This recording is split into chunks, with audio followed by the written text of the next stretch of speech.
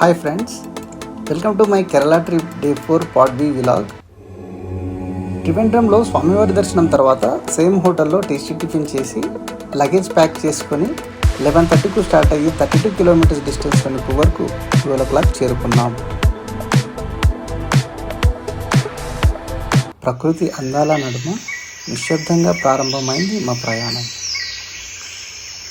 పడవ మెల్లగా నీటిని చీల్చుకుంటూ ముందుకు సాగుతుండగా మనసు ప్రశాంతంగా మారిపోయింది.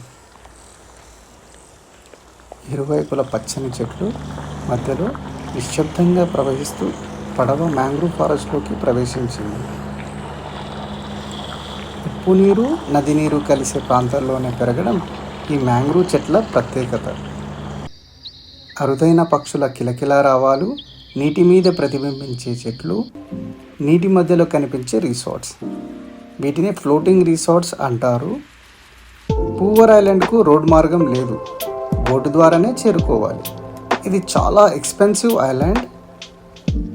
Poor trip highlight golden sand beach. Gold కలర్లో ఇసుక ఉంటుంది. ఒకవైపు ప్రశాంతంగా ప్రవహించే నీర్ నది, మరోవైపు అనంతంగా విస్తరించిన అరేబియన్ సముద్రం మరియు బ్యాక్ వాటర్. ఈ మూడు కలిసిన ప్లేస్ను త్రివేణి సంగమం అంటారు.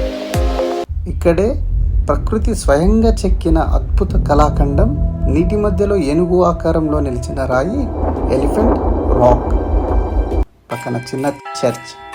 పడవ ముందుకు సాగుతుండగా మరొక ప్రత్యేక దృశ్యం కనిపిస్తుంది. అదే కేరళ తమిళనాడు బార్డర్స్ను సూచించే నీటిపై ఉన్న ఎర్రటి జెండా ఆ బ్రిడ్జ్ ముందు ఉంటుంది. ఇదే పూవర్ ప్రయాణానికి ముగింపు.